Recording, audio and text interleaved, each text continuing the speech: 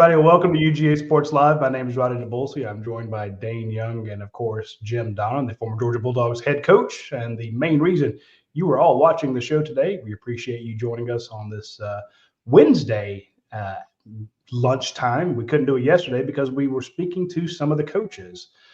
We got to speak to Kirby Smart last Thursday when they started practice. Of course, he spoke to us before practice, so we haven't spoken to him since. But on Tuesday, we got to speak with Glenn Schumann and Travaris Robinson, the Georgia's two defensive co-coordinators. And a very good day. I do appreciate getting to speak to those guys. Glenn Schumann is always very interesting. I ran into him right before he went in, and he said, "Hey, it's our yearly meeting." Yeah, it is. So it was very fun to talk to him. He's a wealth of football knowledge. He answers questions very clearly, succinctly. He does have a little bit of that coach speak down, but you can tell that he, as Travaris Robinson called him, he's kind of a Rain Man, a savant when it comes to football. He knows his stuff. He's widely respected. And, hey, Georgia's got him back another year. There have been multiple years where they come try to get him away. So he's back at Georgia again. Hopefully you can keep him, but it's going to be tough. But Travaris Robinson, Coach, I got to talk to you about T-Rob. And he was introduced as Travaris Robinson. He goes, "It's been a long time since anybody introduced me as that," because everyone calls him T-Rob. But he was charming and funny, and he had that whole room of jaded reporters just kind of rolling and laughing. What a delight Travaris Robinson is. You can see why he's such a force on the recruiting trail. And he gave a lot of preps to Will Muschamp. But can you give me your overall thoughts on Travaris Robinson, and we'll play a clip from him here in a bit. It's a big plus to be able to replace Muschamp with this guy because, first of all, kind of got his coaching merits under Will, and he knows the system. And he also amplified that by spending a year with maybe 2 years with Nick. But the bottom line is it's always easier to come into a system if you know the calls and know the philosophy of it as compared to coming in cold and having to change a little bit, learn the technology, the different types of calls and everything. So I think that plus the fact he recruits the same areas that we do. He knows the high school coaches. He's got an existing relationship with the SEC, having coached and played in it for so long.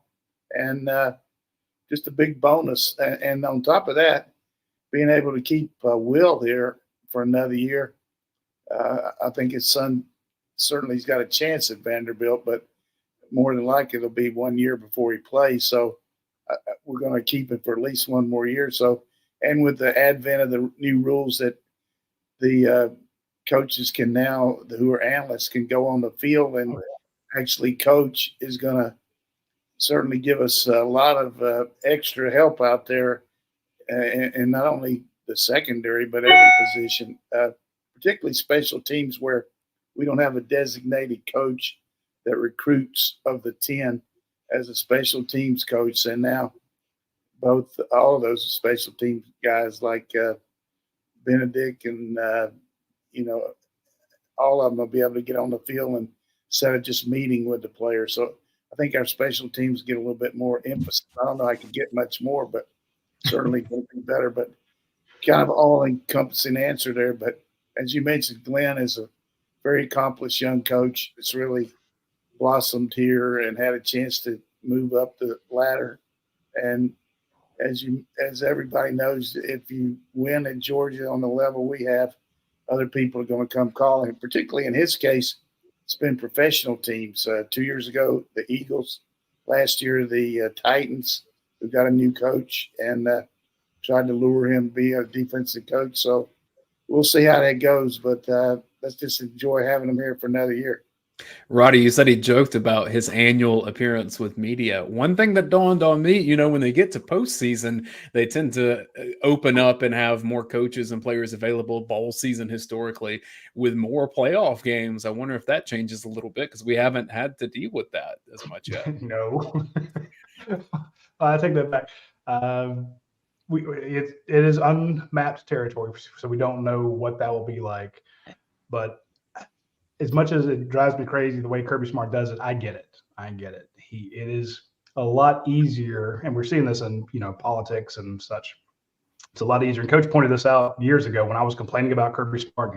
It's like, look, it's a lot easier when there's one man, one person, one point person. That's why you have a director of communications at UGA, and then you have one for like the entire school. You have one at the athletic direct program, and then one, for the school wide. Only one person to get the message out, and you don't have to worry. If there's 8 people talking, you don't know what all of them are saying. You can't keep up with them. So it all goes through Kirby. So as much as I would love a chance to speak more to you, Rob, and again to bandy ideas around with Glenn Schumann and to hear his philosophy. Oh, and Thursday we get Mike Bobo and Todd Hartley. But two other guys that are great to interview. We'll talk to them tomorrow, so be sure to tune in for that. But I get why Kirby Smart does it, and I can see if they give him his choice in the playoffs, he can be like, nope, I'll show up, I'll do it, and it'll all go through him. So I'm hoping to get those guys again, but I'm not counting on it, is the way to put it. So they're savvy guys, and as they take jobs in the future, these appearances help them do the. Dale McGee is getting more appearances than he's ever had before, at least since coaching high school. And he had plenty at Georgia because of, times like this week. So that's helpful for them, especially to avoid moments like Deshaun Foster had when he, was at Big Ten Media Days. Yeah, the classic. Coach John is shaking his head.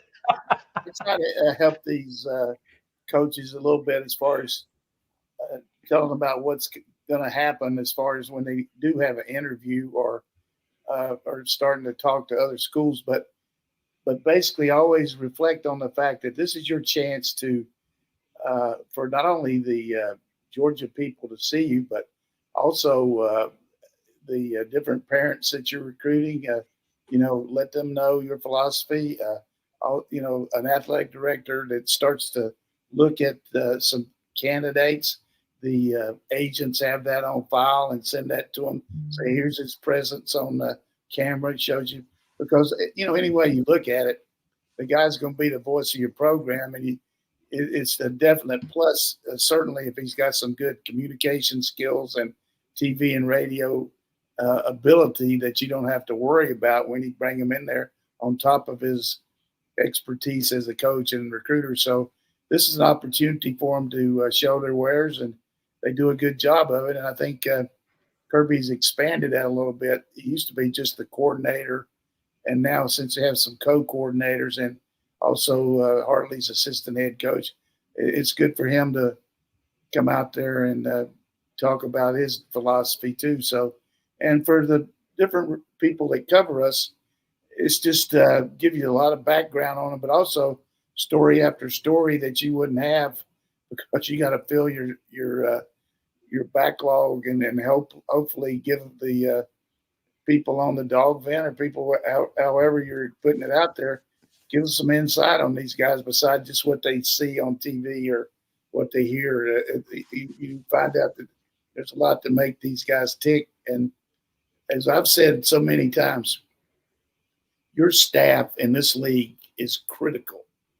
I mean, you can be the best head coach in the history of football, but if you don't have guys that can do the job week in and week out in preparation, game time ability, and all that, these other schools are going to lick you, just lick their chops and get after you because they're going to find an opening and take advantage of it. So I always talk to our coaches, hey, we want 5-star players and all that, but we want 5-star coaches.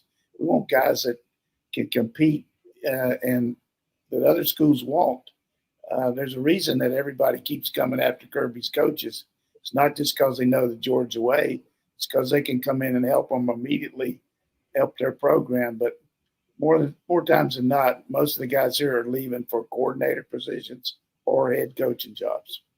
His coaching tree is very impressive. His staff support tree, folks that have worked in other parts of his staff have moved on to bigger, better things. So if you can get that Georgia line on your CV or on your resume, it looks pretty good. Coach, you mentioned the fact that some of these other coaches will allow, they kind of fill in some stories, they tell some things. I hit Glenn Schumann up yesterday. I said, look, tell me about Troy Bowles. We don't hear as much about him. Tell me about Xavier McLeod, the transfer from South Carolina. I asked a couple other guys as well.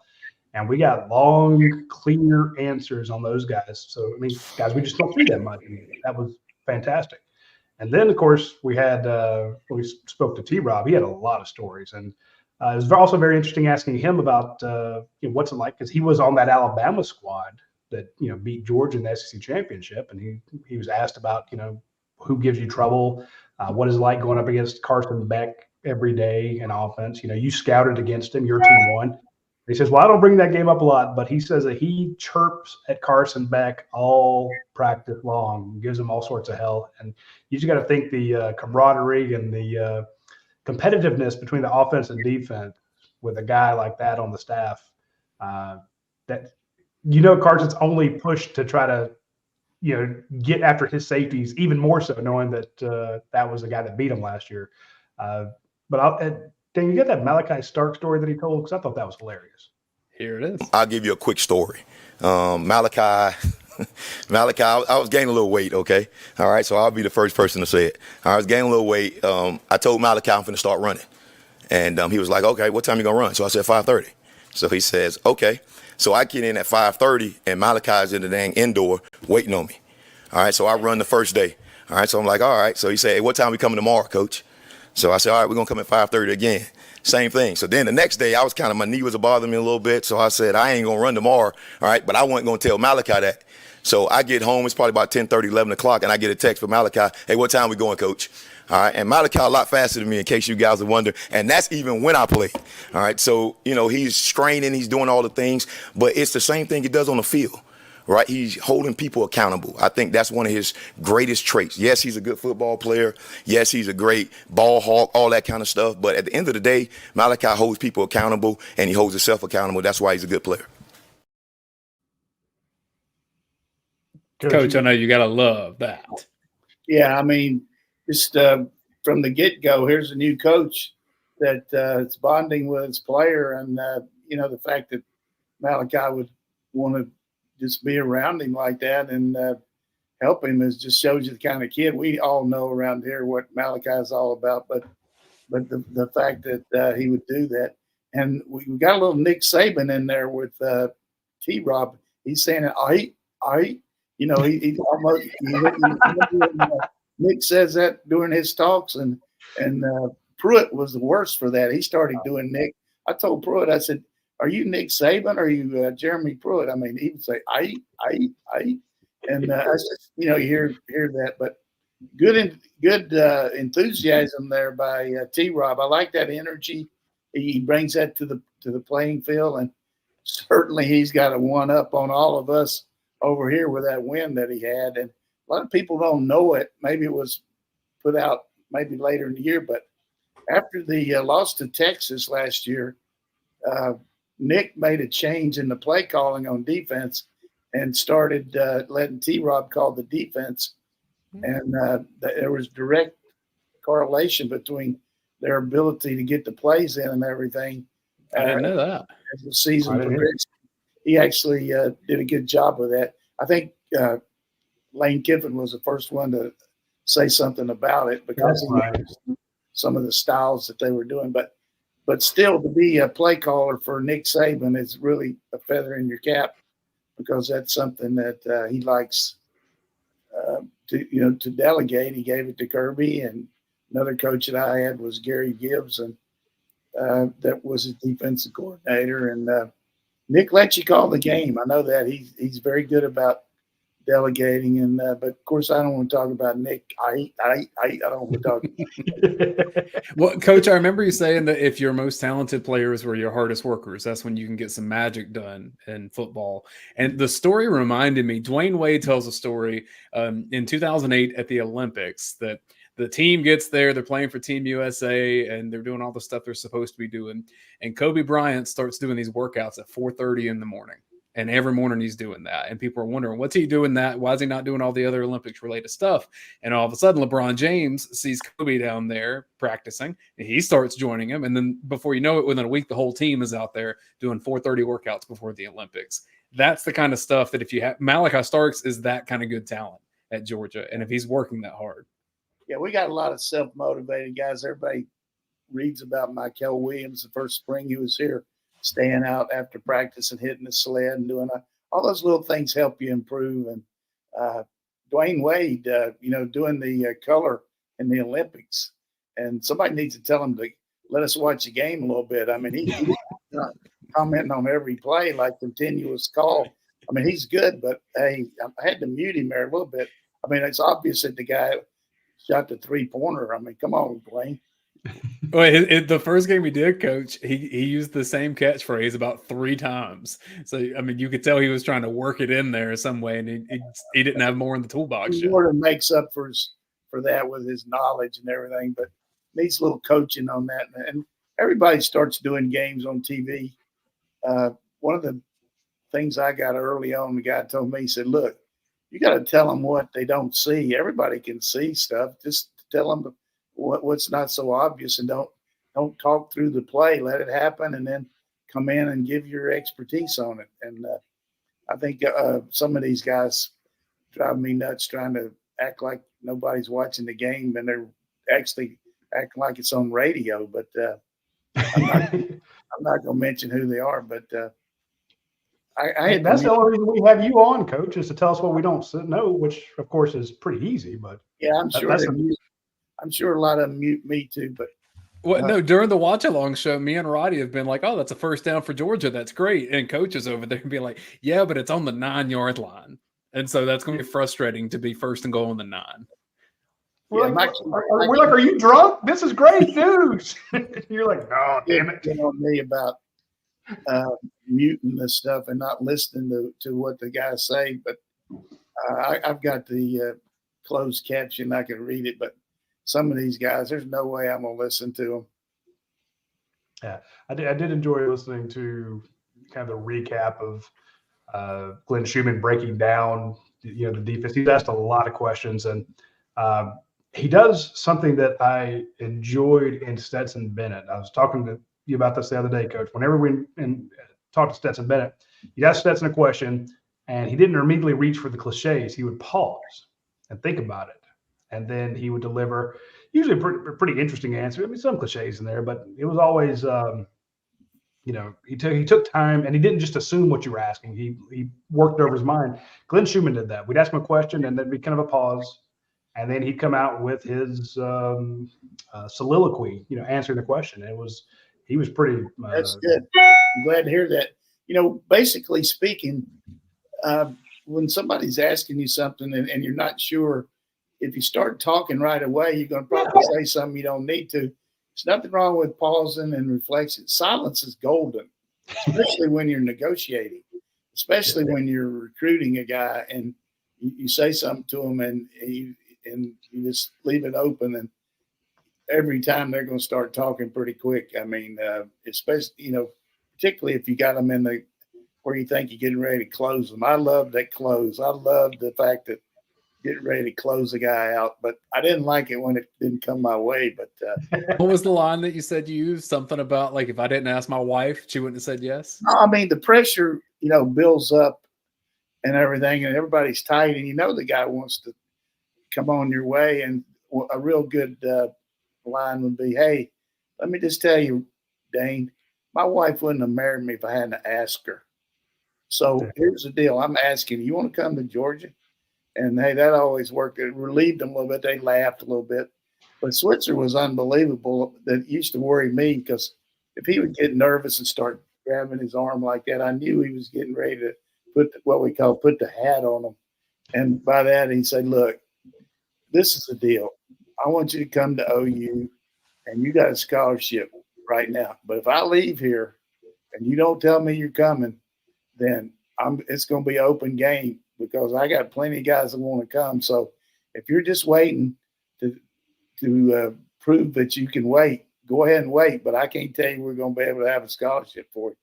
When he put the hat on somebody, the hat was on, man. Those people started squirming a little bit.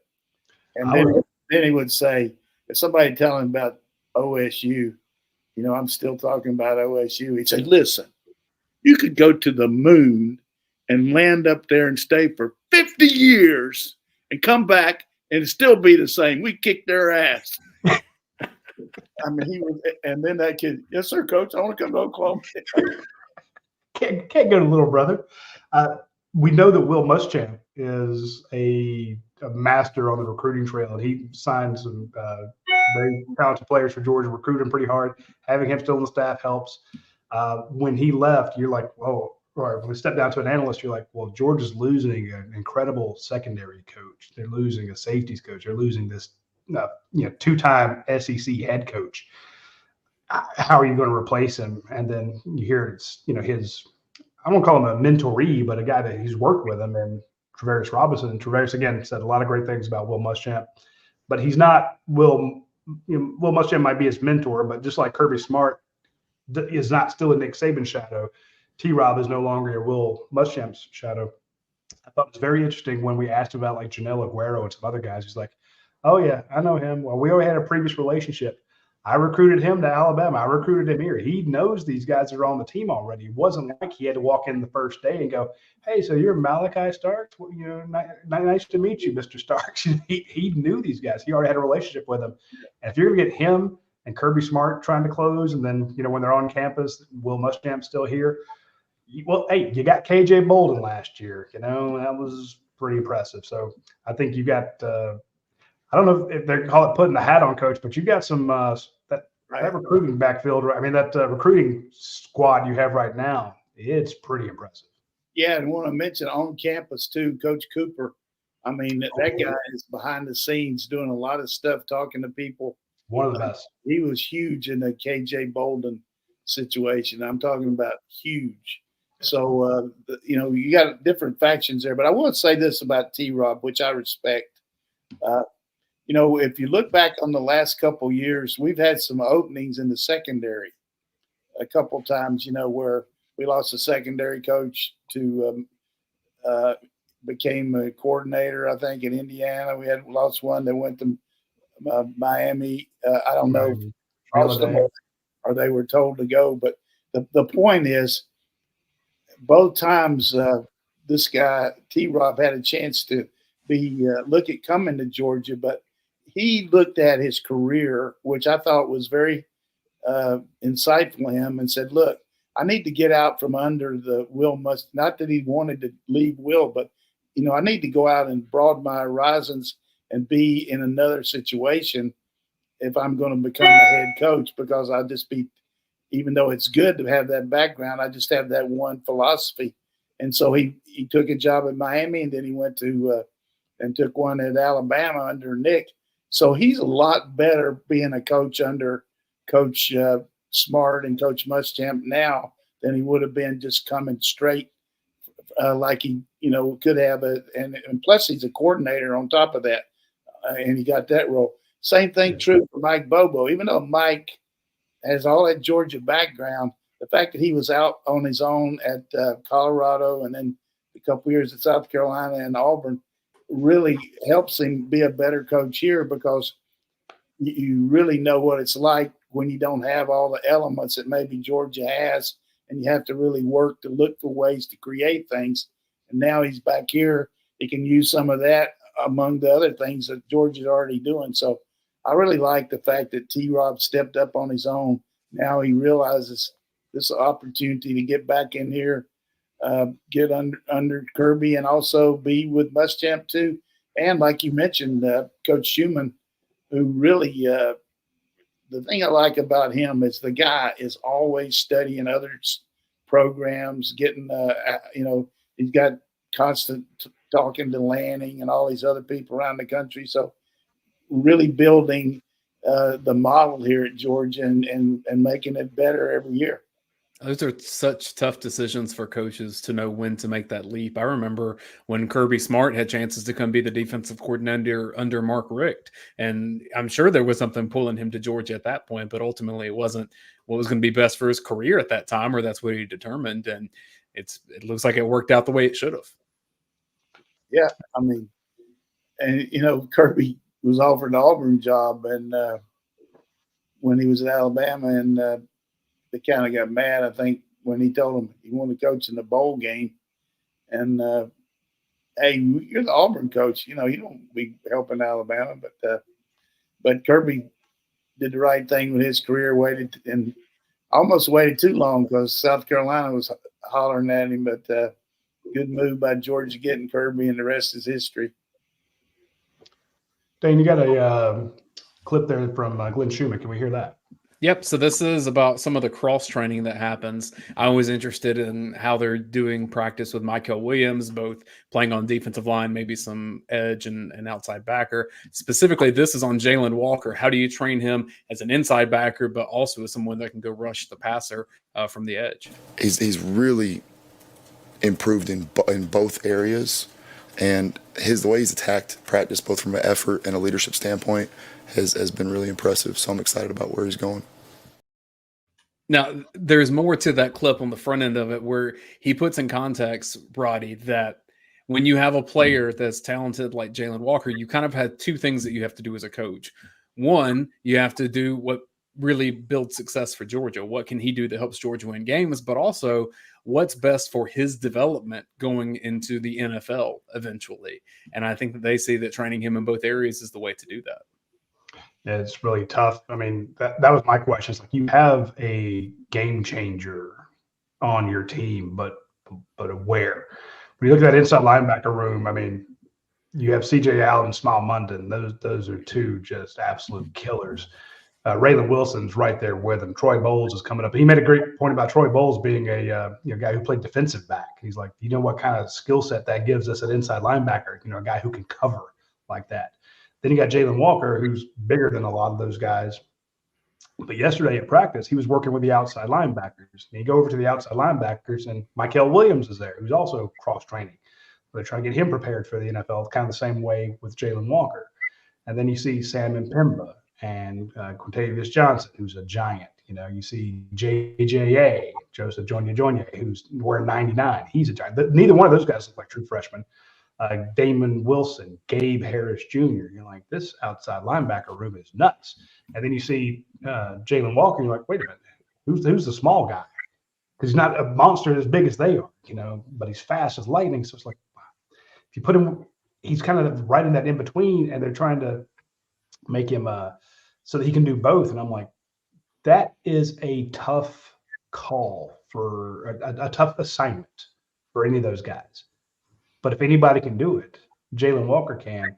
And I think it's really preparing him to be good at both, hopefully great at both, will pay off in the NFL, because as coach always points out, when the NFL comes calling, they're like, we only got 53 spots. We don't have 105 like Georgia has out there now. So what can you do multiple? What can you do in multiple spots?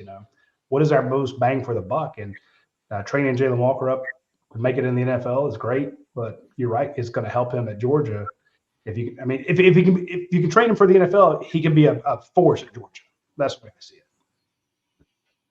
Yeah, I think one of the things here, without getting too lovey-dovey about what we're doing, training him and all that, is just if you just think about what your job is and what your techniques are and what's needed to be get into your craft to be able to help your team. His biggest move as an outside player is to get in that Jaguar package when we put the speed guys in, and he's an outside rusher.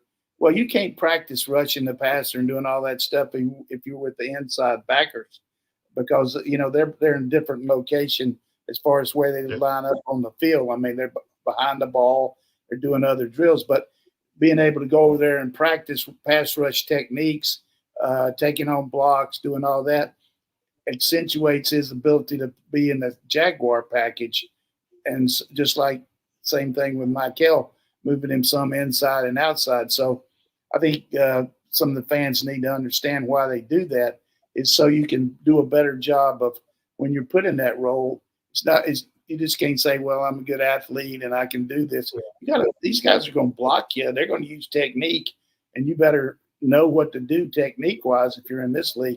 Same thing with a safety becoming, moving up to star or back and forth. But it's I always talked about the New York Life team. That's your insurance team. It's what you're going to do in case of so-and-so goes down. How can we affect our team the least and stop doing and not have to stop doing what we do well because of an injury? So you're ensuring that by taking these players, putting them in some other positions, and if needed, so put them in there. But if they're good enough, you can put them in there and keep people fresh. So New York life is a good situation. I like that insurance of knowing these guys are multifaceted. Well, we got an insurance policy we're going to talk about on the offensive line here in a minute. There's also some breaking news about Jim Harbaugh and NCAA. We'll talk about that after this quick commercial break. First, I want to mention our friends at Athens Ford. When you get the chance, swing by Athens Ford. It's August. It is it's SUV season out at Athens Ford. You can get up to $7,000 off MSRP, like the 2024 Ford Bronco and Bronco Sport, all models, $7,000 off MSRP. Up to $7,000 off of 2024 Ford Explorer, all models. I'm telling you, the Explorer is a great one. If you get it for $7,000 off, that's a great deal. Ford Escape, up to $5,000 off, and the Ford Edge, $7,000 off a Ford Edge is ridiculous. So when you get the chance, swing out to Athens Ford. You'll get the lifetime powertrain warranty. You do not get that at every Ford dealership. That is a exclusive deal at Athens Ford. Check them out when you get the chance. Also, today is Wednesday, so we missed the double points on YourPie. But every Tuesday, if you order through the YourPie app, you get double the points. So can't get double points now, but if you do use the app, you can get the points build up really fast. You get free gelato, free breadsticks, free cheese sticks, free drinks, free brownies, free pizzas, sandwiches, all that great stuff that they have at YourPie. There's over 70 YourPie locations. They're a longtime sponsor of this show, and it is one of the best pizzas you will ever get anywhere in this world. You'll be very, very happy. It is Italian pizza. The concept was created in Ischia, Italy. So Drew and Natalie French had it out there, and they said, let's bring this to the States. And so you can get the fantastic pizza. If you've ever been to Rome or in Italy and you want that pizza, you can get it right there at YourPie. So check them out. I was not aware of their Kickin' Barbecue Peach Pizza. I knew they had peach and prosciutto because I've had that plenty of times. But barbecue sauce, mozzarella, bacon, jalapenos, peaches, onions, and Mike's Hot Honey. That may be dinner tonight. I could see that. Coach, breaking news. This is from Yahoo Sports. The NCAA has given Jim Harbaugh a 4-year show cause penalty and a 1-year suspension for his involvement in the COVID dead period recruiting violations. This is not related to the Connor Stalions sign stealing case. So, well, that's going to come up too. I mean, I think the best thing he could have done on that was not say anything after the fact here. Yesterday he was talking about, he didn't know anything about it. Come on, he's standing there listening on the phones, unless his phone was mute and he wasn't hearing the signals. But I got a lot of respect for Jim Harbaugh as a player, a coach, a man. He's a good guy, but come on, that was BS, that sign stealing thing. It was complete BS. Yeah, I know that a lot of people are kind of waiting for the shoe to drop. Okay, they give him a show cause penalty and a suspension. He's not there anymore.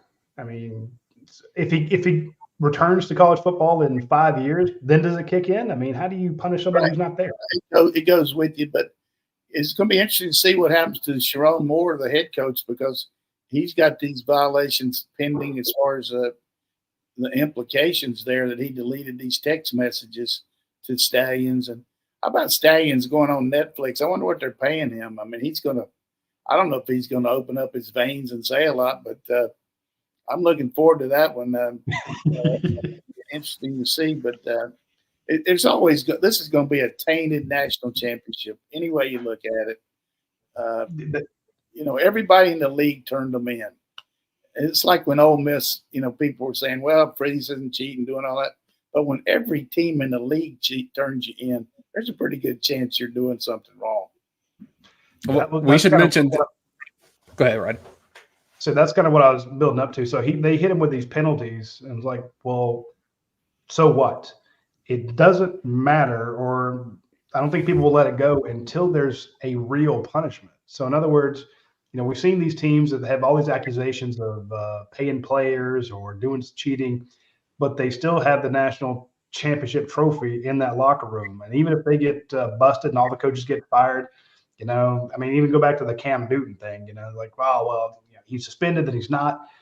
you can have that taintedness, but some fans are fine with the taint. They're fine with the asterisk. They're like, look, we got it. You don't. They still get to beat their chest.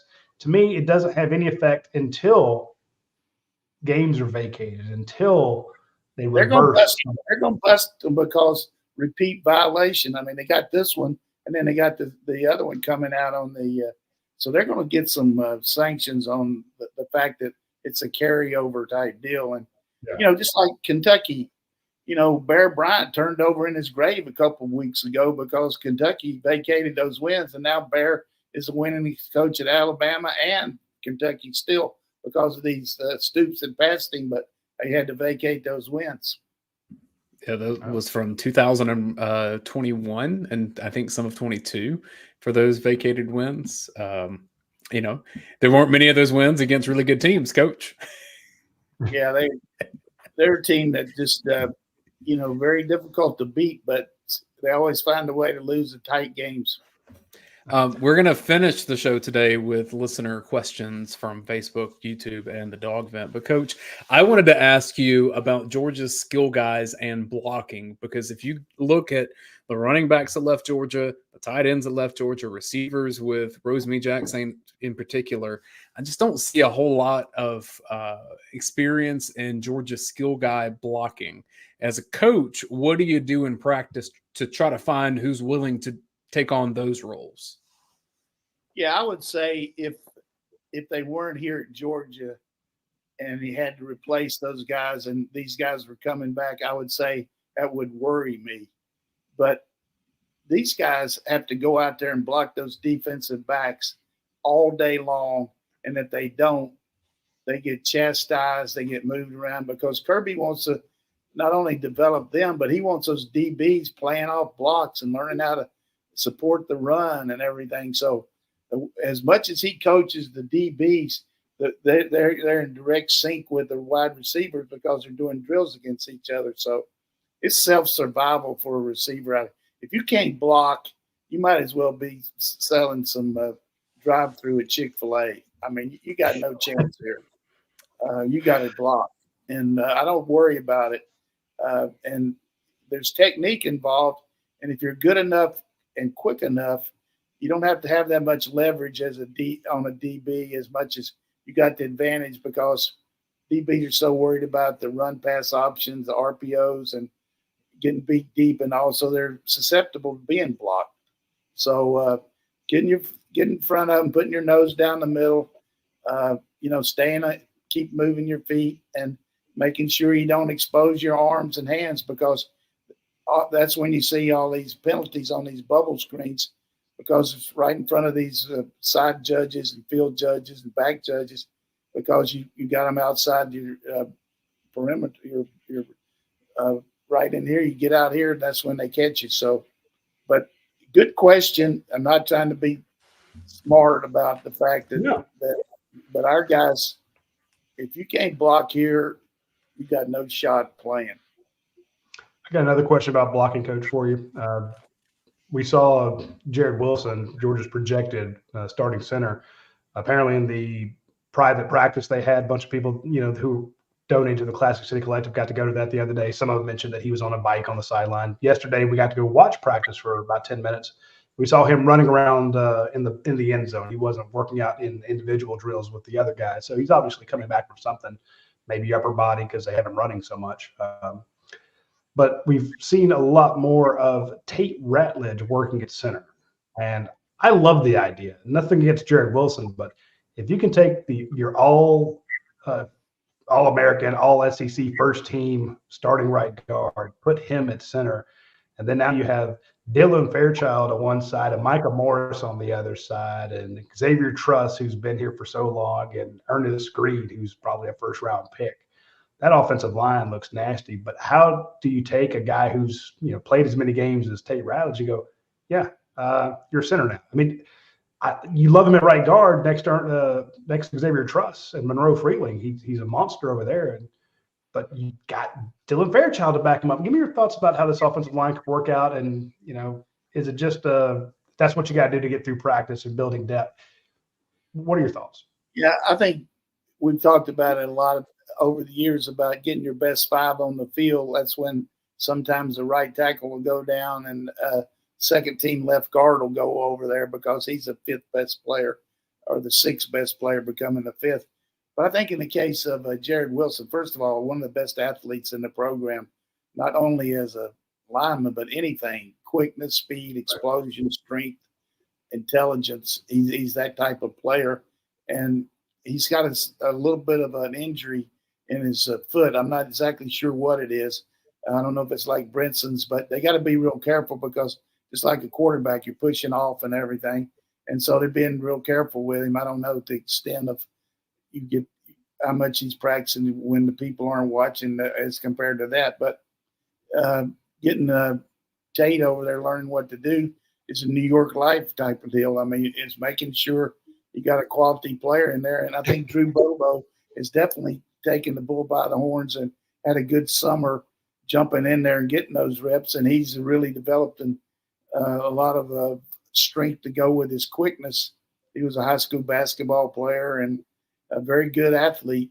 And so, but doesn't have the experience that maybe some of these other guys do. But I think it's more of a case of Wilson not being ready as much as Ratledge jumping in there to take his place. Wilson's the best center we could have out there. Is it similar to when Jamari Sawyer had to jump over to center late in the season just because he was more experienced on the offensive line and playing at that level? Probably so. I really don't know. I mean, that's just conjecture on my part as far as what they're doing with Ratledge, but I do know they are higher than a Georgia Pine on Wilson and even higher on his brother who's getting recruited, has got a different name, last name. But I think he's definitely a good recruit, another guy from North Carolina hopefully we can get. And you look, I didn't get to say enough about Jalen Walker when we were talking before, but I want to make this point. When he was first being recruited, he came in his official visit. His dad was a college coach at Catawba. Now I think he's some other school, but he made a point to look me up and tell me that he went to played at a high school in Burlington that was subsequently built after I left. But he played under one of my coaches that was the same coach, and we had a good relationship started. And Jalen and I, there's not many guys from North Carolina down here when you get recruited. So we talked about that. But every time I'm over there, I don't care how far I am from where he is, Jalen comes up and just really overflowing with enthusiasm and telling me about what he's doing. And he's just a real good kid on top of being an unbelievable player. I would say he's going to have a breakout year for us. A stallion on special teams, just an unbelievable force for us. And he's going to be big time. I'll make the call. Future first round pick. Yeah, he's got a good shot. Quay Walker, part 2. That's him, Quay Walker. Mm-hmm. There you go. And the head of the NFL Players Association in about 5 years. So he's coming up. Yeah. I know we got some questions. Go ahead. Go ahead. All right. I know we got some questions we want to get to from the fans and some of the YouTube comments there, but I want to mention our friends over at Academia Brewing Company. They always have fun stuff going on over there. You need to follow them on Instagram, follow them on Facebook. That's when they announce all the fun stuff they're doing. But somebody asked me the other day, they said, hey, I was listening to the show the other day. I heard you talk about that brew pub. What's the food like? I'm like, oh, have you listened to the show? Was it your first time listening to the show? And I said, look, I'll address it next week. If you have a chance and you want to go out to Academia Brewing Company, and we talk about them being, they have all the new beers. They always have something new. I'm telling you from a restaurant standpoint, if they did not even serve beer, I would still go out there and eat. I'd go out there, get the black and blue burger. It's phenomenal. The salads are good. The flatbreads are amazing. The best scallops I ever had were out there. So I'm just saying, if you hear us talk about a brew pub and you think, I don't want to go out there, I don't drink that much, it's not worth it for me, try Academia Brewing Company. just as a restaurant, and then let me know what you think about it. I'm sure you'll be impressed.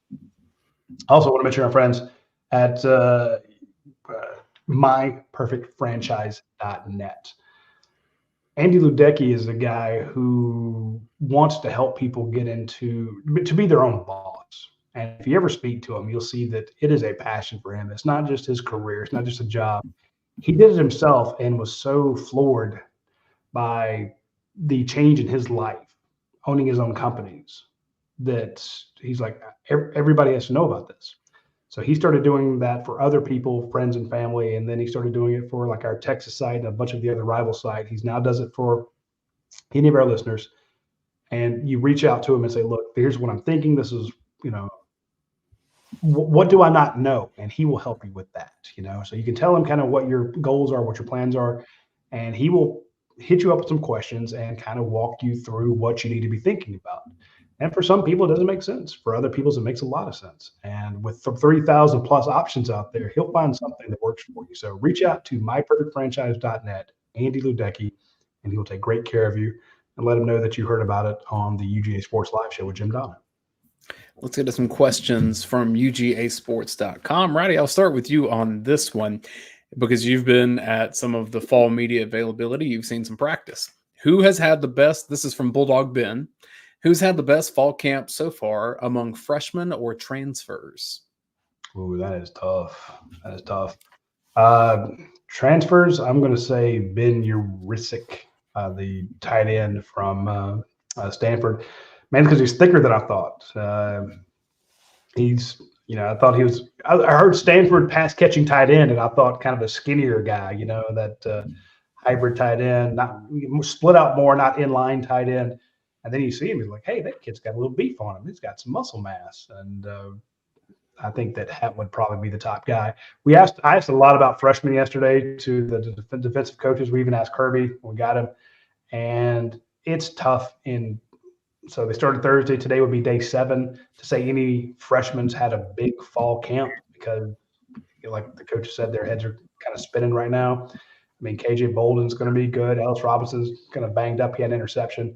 But you take to me, it's going to be the transfers, the Colby Youngs, the Michael Jacksons, the London Humphreys, guys who played ball, Xavier McLeod. To them, we asked about the wide receivers. Like, yeah, well, they've done this before. This isn't day 1 for them. And Ben Urisic, because Georgia runs so much 12 personnel, I can see him so far very good things about him. And he looked like he could play. A couple names that I've just heard: Chris Cole on defense, and coach has been talking about Nate Frazier for a while, so maybe I'm just primed to hear that name and say, all right, he's going to be a contributor at some point this season. But the other Roddy, maybe just because he's standing out, and I don't think it's in terms of playing right now, but just projecting to Georgia future, but Jazir Jackson, just having a former basketball player come in and be an offensive lineman. People that see him say, yeah, that's going to be a coup for Kirby Smart to have gotten that guy in the program. Just a big old giant. But 7 days in, I don't know that he could have the best one. But, yeah, Chris Cole's going to be a monster. But I love the idea of putting big Jazir Jackson down the end zone going, hey, block this field goal, dude. At least make it tougher for them to have to kick it. Jump in and say, you guys did a good job analyzing that, but I would just, from my standpoint, offense, Frazier and Calhoun impact those two guys. On defense, Robinson, Bolden, going to make a huge difference right off the bat. So those would be the guys that jump out there to me. From Big Old Dog, Coach Donnan, who are going to be the difference makers on the interior of Georgia's defensive line? And can it even compare to the national championship teams? This is the question. You're going to always have trouble getting that situation because it was probably the best D-line ever as far as guys that could contribute and also go to the next level. But I think Stackhouse, the way he can move, the fact that he came back, Warren Brinson has kind of got a silver lining here as far as not being able to practice. He's going to be a lot fresher, and he's getting the conditioning, but they got to be real careful with a big guy with an Achilles. But Brinson's very steady. I like, hopefully Hall's going to be ready. I don't know if he's going to be ready quick enough, but the best thing about our D line to me is the fact they got 7 other guys out there that are going to make them better because they're not going to be a weak spot that people can exploit. So they got to be really careful about taking care of the line of scrimmage. And a lot of times, if you're worried about a linebacker or a safety or whatever it might be, you can assign somebody to that person and maybe not double team somebody at the point of attack. But you're going to have to take care of our D line with a lot of one-on-one blocks because these linebackers are going to be running free. I'm just going to say it right now. Our linebackers are stronger than three rows of wild onions. I mean, I was ready for Aunt Mary's breath, and I got wild onions instead. Onions that really are strong, So, but our linebackers just scare me. I mean, the one thing that worries me, you try to get them all reps and get them in the game, but you got an all-conference linebacker that leaves here to go play for Kentucky because he can't get in the lineup here. I mean, that's tough. Mike Hooks asked on Twitter, does anyone know why Jamon Dumas-Johnson transferred? And there you go. Yeah, I mean, he got hurt, and by the time he got back, he just couldn't make it back.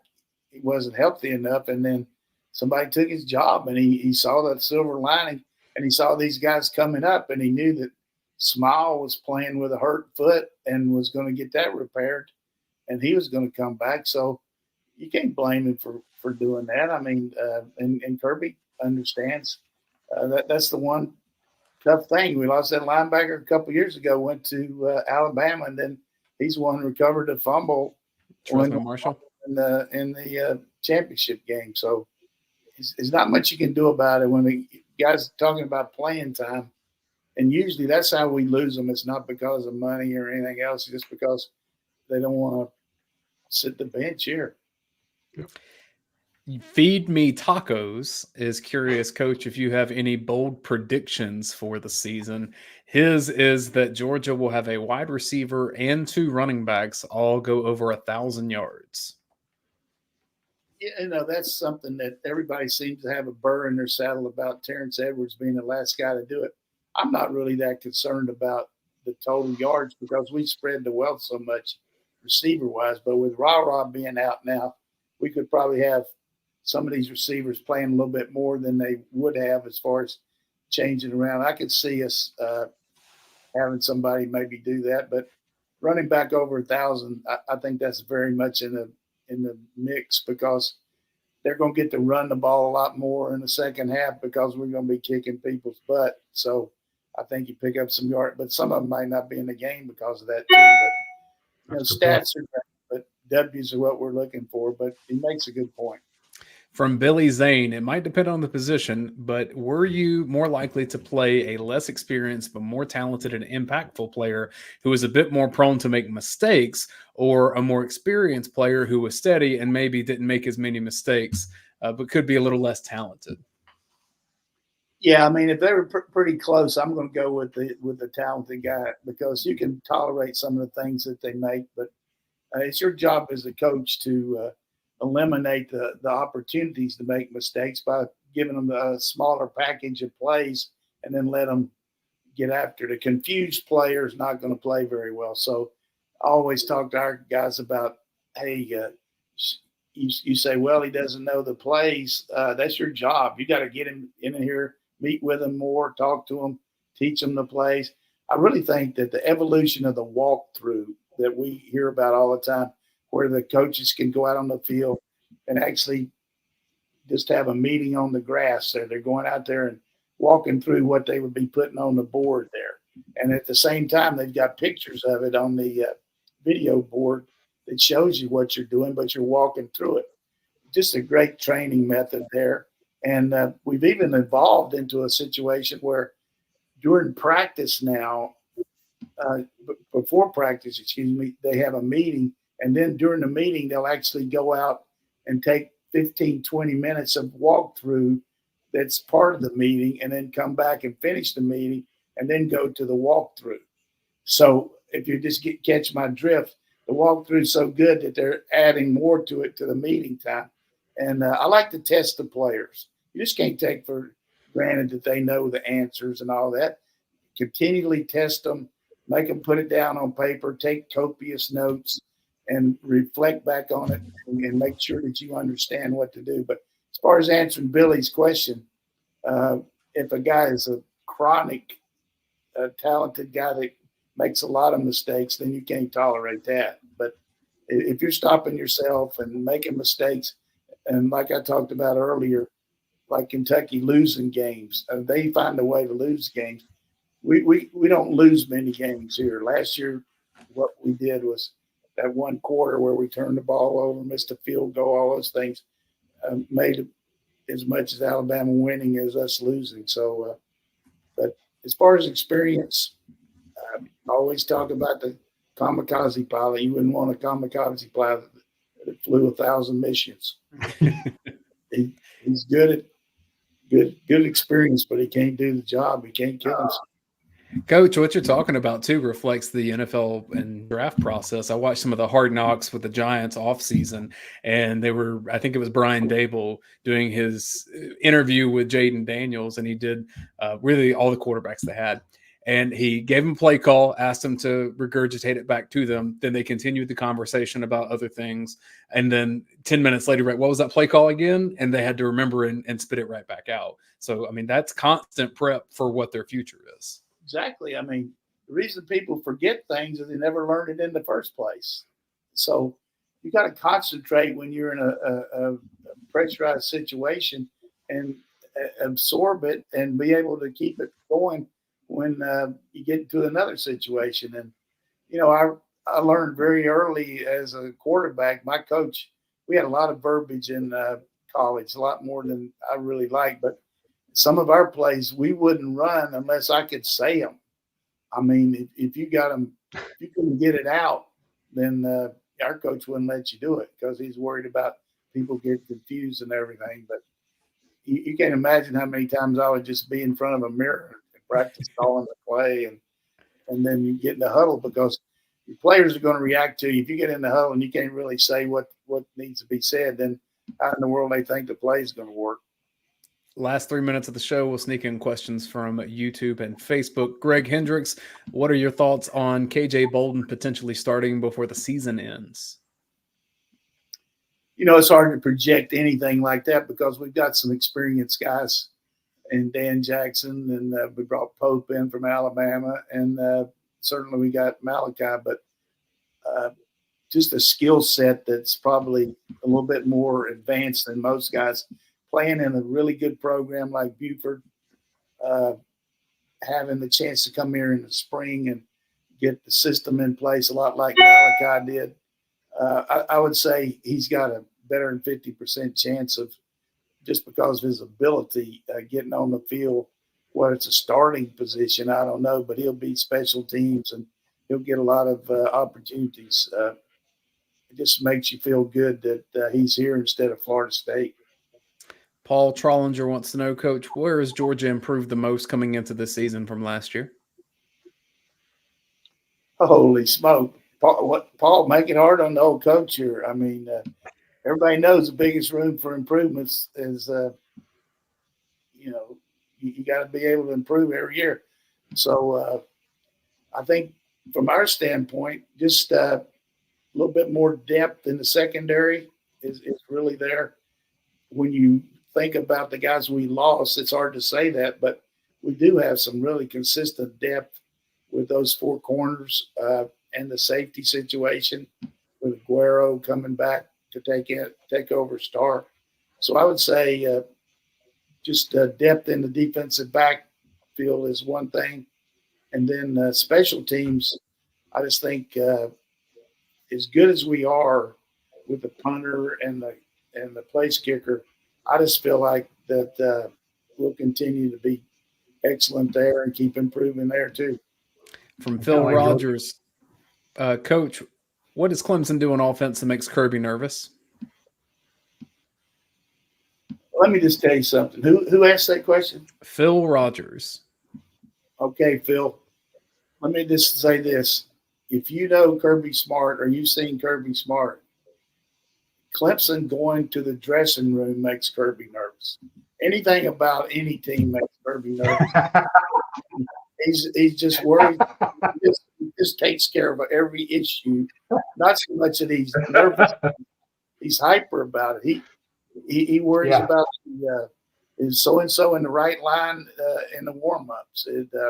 Why did you come out late when you're supposed to be here to stretch at a certain time? All those little things, he's on top of it, and it's just a case of being thorough. It's Kirby, but as far as Clemson, we mentioned this on the show last week. Having a big time game like that, it's got everybody's attention.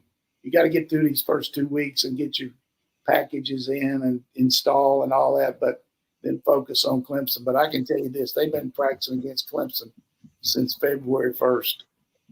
Two more quickly. Foster Moss, friend of the show, loyal fan.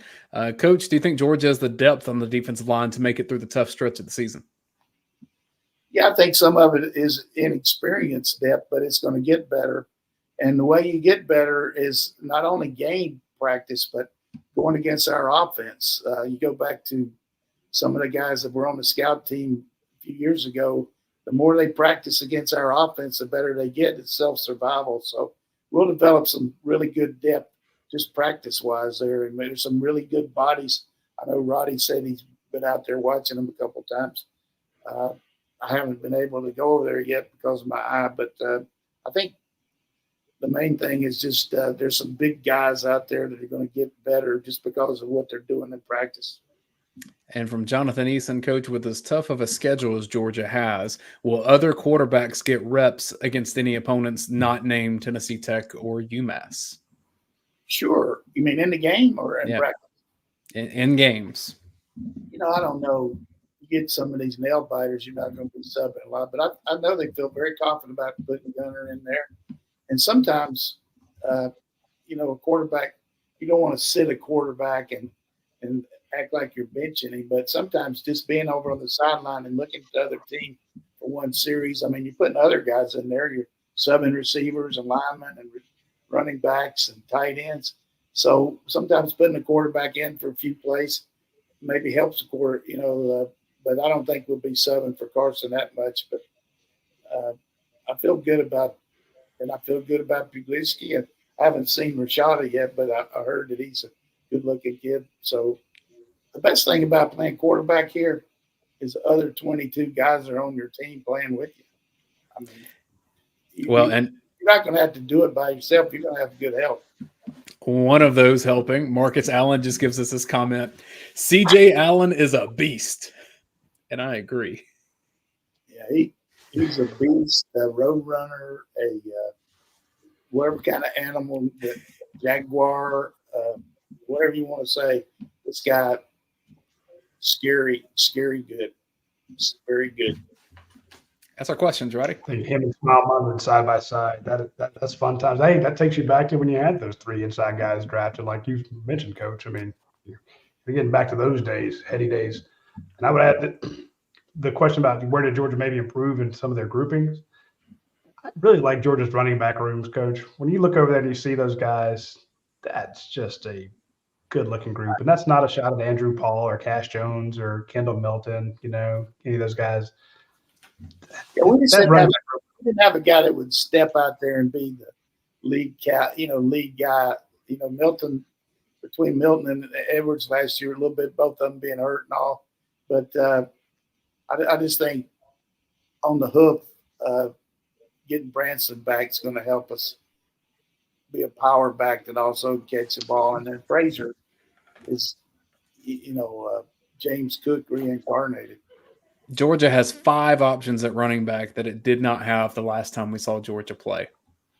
And that's on top of having Roger Robinson and Cass Jones.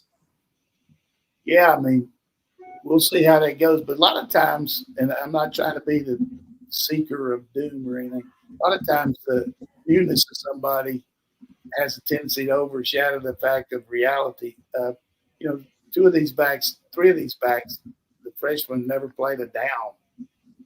ETN. We don't know if he can play against Clemson or not because of the ruling on that. So let's kind of squelch that optimism a little bit, but definitely makes me feel good that we got the potential there. You know, it's a fine line between potential and performance.